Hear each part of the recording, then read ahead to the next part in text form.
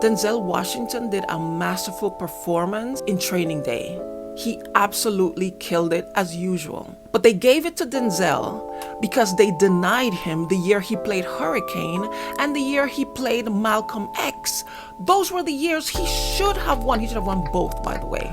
So our little honeybee Beyonce finally won Album of the Year at the Grammys. At the time that I'm filming this, the Grammys happened 2 nights ago, and Beyonce finally won the one Grammy that was eluding her for Cowboy Carter. Now, as happy as I am for her, I know, and you know, and most people know who are watching this, that this wasn't the year she should have won Album of the Year. But we're going to touch on that later. Because this is something that is very common in these awards, whether it be the Grammys or the Oscars. Artists are hardly rewarded for their best work. Most often, it's not, was the work really good, as opposed to, is it their time to win? And for me, this is something that I have noticed with a lot of some of my favorite performances. They don't get rewarded when they're supposed to, but then years later, out of guilt, the voting members then award these trophies when it's past their time.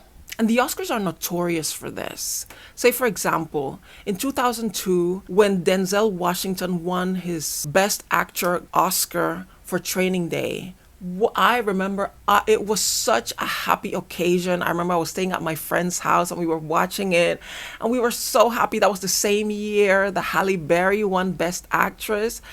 It was such a happy, momentous celebration. But the truth is, neither one of those actors should have won that night. Denzel Washington did a masterful performance in Training Day. He absolutely killed it as usual. But that year, Russell Crowe should have won for A Beautiful Mind. That was Russell's year. He did the Oscar-worthy performance. But they gave it to Denzel because they denied him the year he played Hurricane and the year he played Malcolm X. Those were the years he should have won. He should have won both, by the way. Both of those performances were Oscar-winning performances. And because they didn't give it to him then, they gave it to him for Training Day. Russell Crowe won the year before for Gladiator, which was a great performance, but I think he should have won for The Insider the year before that. And they didn't give it to him. Halle Berry, like I said, won the Oscar for Best Actress that year for Monsters Ball. And that was controversial because the performance, it was a great performance for Monsters Ball. A lot of people felt some type of way, like, did she really have to get fully naked and do all of this to win the Oscar? She should have won for Raising Isaiah. The movie's actually called Losing Isaiah. Raising Isaiah, nope, Losing Isaiah, which happened maybe 10 years before. Oh my goodness. What a performance. But they didn't give it to her. So this is something that they tend to do a lot. We didn't give it to you the time before when you really deserved it. So we're going to give it to you this year because this is the year that we feel generous, like we want to give it to you. So this year they gave the Album of the Year to Beyonce. I didn't watch the Grammys. I haven't sat down and watched an entire award show in years. It must be more than a decade. Because they're just too long. And I don't need to see all the in-between and the preliminaries and sit through the jokes and the whole thing. To me, it's just too much. I just want to know who won. And so when it comes to the Oscars, the Grammys, the AMAs, all these award shows that as a little kid I used to sit down and kind of suffer through. Now as an adult, we have the internet, and the internet will give you play-by-play who's winning. And so I'll do that. I'll watch something that I'm actually interested in on the internet, and then I'll switch over to the Grammy or the Oscars page to see who's winning. Was Cowboy Carter Beyonce's best album? Of course not. If you were to line them up, it would be somewhere in the middle. It had some standout moments. American Requiem is one of the most beautiful songs I've ever heard in my entire life. And she opens the album with that, and I got so excited. But then as I listened to the other songs, It didn't really feel like a country album. The first few songs, absolutely, very country, very orchestrated. American Requiem felt very much like Bohemian Rhapsody. It had that theatrical rock feel to it. And by the way, I believe that Act 3, because Beyonce is doing Acts 1, 2, and 3, Act 1 was Renaissance. That should have been Album of the Year. But we will circle back to that. Then there was Cowboy Carter. I truly believe that the last album, Act 3, is going to be a rock album. Because I think what Beyonce is doing, she is taking these genres of music that were started by black artists, but then over time they were whitewashed and the black artistry was kind of pushed aside and it became known as, white music. I think she's trying to do this anthology to kind of remind us, no, we started it. And I think it was so brilliant. What was one of the most brilliant things about Cowboy Carter is that the white horse that Beyonce is riding on the cover is a metaphor of this phenomena of whitewashing these music genres. The horse that she's riding, I forgot the name of it, I'm going to put it here. The horse is born black and over time it turns white. And so that was kind of like a metaphor of what she was trying to say about these music genres. So I truly believe when you listen to American Requiem, it has that Queen, Freddie Mercury character to it, very theatrical but very rock. And I hope, I pray and I hope that Beyonce, that will be her Act 3, a kind of theatrical rock album. If she gets to do that and she knocks it out of the park like she always does, oh my gosh. Oh my gosh, front row for the tour. That'll be me. So the album had some standouts like American Requiem, Blackbird. Oof. I also liked the duet with Miley. She won a Grammy for that one too. And there were a few, I'm going to put them here. But for me, it really wasn't deserving of Album of the Year. This year, it should have gone to Billie Eilish. Billie's album was so beautiful and so perfect. It was the perfect amount with the perfect tone. And that's very rare to create. But it was a real moment of celebration. Like finally Beyonce gets it. Beyonce should have won Album of the Year for Renaissance or Lemonade. Those, even Beyonce, her namesake album, there were so many moments in her career where she deserved to win Album of the Year. Why can't these awards ever get it right? Is it that they want to go with the popularity contest? Well, that's not the case. Because the year that Beyonce didn't win for Renaissance and it went to Harry Styles, that felt so manufactured. And such a we're going to give it to Harry. I really believe that was the year she was going to win. Because you can argue that the year that Lemonade did not win, it went to Adele. And Adele's album felt more put together and more solid and more cohesive than Lemonade.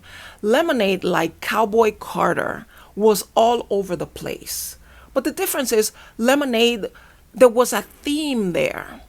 And Cowboy Carter, not only were there so many different genres in the album, I didn't really see a theme in that album like we saw with Lemonade and we saw in Beyonce. I didn't see a story. And so I could argue that the year Lemonade lost to Adele, I'll allow it. I will give the edge to Adele. But the year Renaissance didn't win, that was a blatant slap to her face. And the bad thing about this is that because this year she won it, people are saying she paid for it because Jay-Z, when he won his Lifetime Achievement Grammy, complained about the fact that Beyonce had never won Album of the Year and that it wasn't fair. It's coming across like she didn't deserve it. But you know what? She deserved it so many times before. And when award shows do things like these, when they pull off things like these, when they deny the real winner and give it to the person because it's their time, all they're doing is throwing a cold blanket on a moment that should be a great celebration, a moment of great pride, of a great accomplishment. They take that away from the artist who wins, and they take it away from the artist who should have won. It's just not fair. But this is how they chose to do it. This is when they decided to give it to Beyonce. Congratulations, Queen. We'll celebrate for Renaissance and Lemonade and Beyonce with this album of the year. Now, the other big winner, the real big winner that night, was Kendrick Lamar for his smash hit, Not Like Us. This was a huge night for Kendrick, but it felt very insincere. It felt like the industry, who right now is being sued by Drake for promoting this song that makes Drake look really bad. Not Like Us is a diss track that was part of the infamous battle between Drake and Kendrick over the summer. They really had this back and forth. And rap battles are nothing new. This is something that happens all the time. This was a really good one because you had two of the, I would say, the two most talented rappers right now, Kendrick and Drake, going back and forth.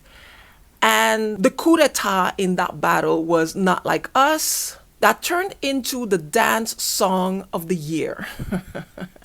But was it really that great of a song? Now, we know that Drake right now is suing a couple record companies for going overboard to promote the song that really disses Drake in a really bad way. It accuses him of some really unsavory things. But this is what happens in battle rap. You know, people can say whatever. And the fact that Drake is suing the record labels and some of the distributors for promoting the song to kind of destroy his career is really embarrassing, Drake. This is a rap battle. If you can't handle a rap battle, don't be a rapper. Don't provoke a rap battle with a masterful rapper. Don't do that. But having said all of that, it feels as if all these Grammys were to further antagonize Drake. It wasn't so much to reward Kendrick, but to punish Drake. And I could be wrong, but Kendrick looked a little uncomfortable. And I don't really know Kendrick. Obviously, I've never met this man. I don't know anything about him, but I kind of know him.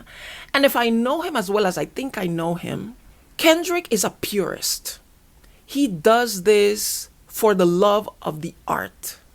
He is a purist. He believes in doing this, not for a commercial reason, not to make a lot of money, but to really put his art and his artistry out there.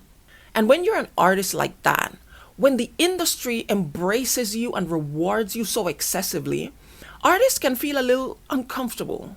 It can feel almost like, am I a sellout? If everybody loves this, if I'm not making people uncomfortable in their seat, if instead of making people think and be uncomfortable, I'm making them jump up and dance and sing along, and the industry bigwigs are so happy for what I'm doing, am I really doing the right thing? That's what I think Kendrick is kind of wrestling with, because it is an honor. I believe he was nominated for 5 or 6 Grammys and he won all of them. It was a clean sweep, including the big ones, Record of the Year and Song of the Year. This is a big deal. So of course he's proud, but there's that part of him that feels like, Because when you're a true artist and he engaged in this rap battle as a true purist, I believe that Kendrick was looking at it like a one-on-one, mano a mano, like it's two men going against each other. But when you have the whole world singing your song and going along with it, and the industry as a whole is not only singing your song, but pushing it to the masses and over promoting it, now it feels like it's me and the whole world against this one guy. And that just doesn't feel fair. And I'm going to push this even further and say, I think Kendrick right now feels a little jealous of Drake, because Drake is now the underdog. Drake is in a position that a true purist battle rapping artist would love to be in.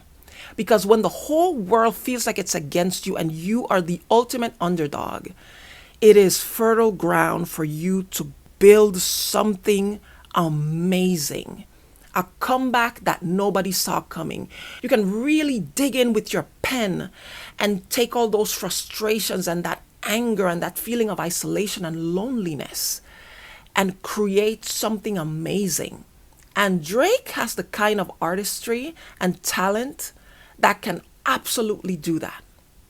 I don't want to come across like a Drake apologist, because somebody who was a huge, big fan of Drake, have been disillusioned over the years to see him transform from this romantic, sensitive, emotionally intelligent rapper who used to write songs that women could resonate with, to turn into this misogynist pig that is just going along, and turns out that he's just like all the other rappers.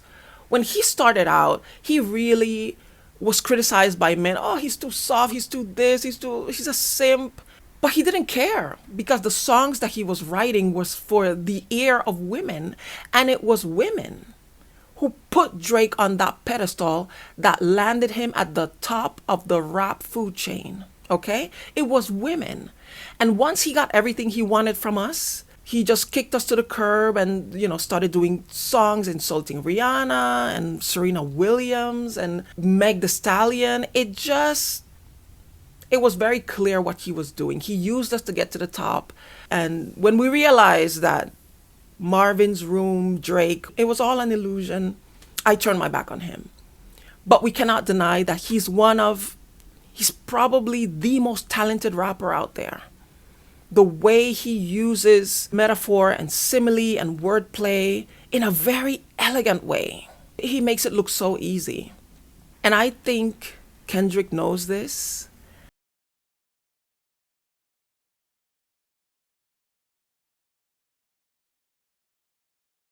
Anyway, the point of this is not to defend Drake, because like I said, I am not a Drake apologist.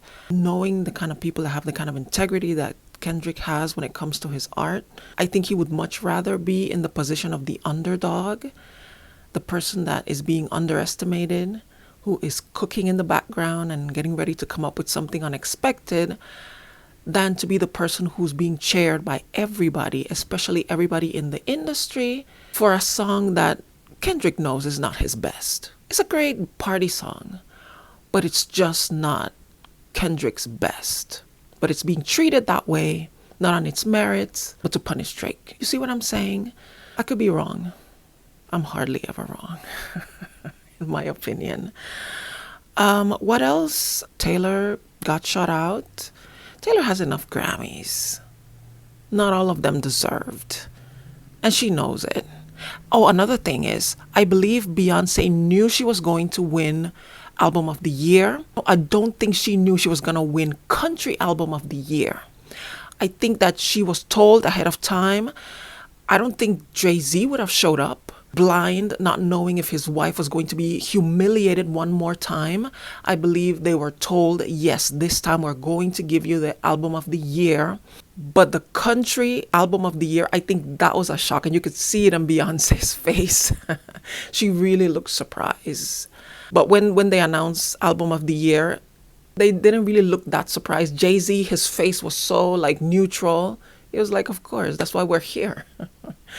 And that's another thing I don't really like about these things. I don't like how they make deals behind the scenes. I really don't like that, because it's not necessary when you're as talented as Beyonce. So those are my thoughts on the Grammys and the Oscars, and let me know what you think about this. If you'd like to watch me do more commentary, I like to do pop culture commentary and things in the news, please subscribe to my channel. Like I said, please leave a message. Let me know what you think. Do you agree with what I'm saying about how the awards are seldom ever given to the deserving party? Let me know in the comments below. Give it a like if you enjoyed it. Share it with others if you think that this is something that's very interesting. Also, watch some of my other videos while you're here, and hopefully I will see you in the next one.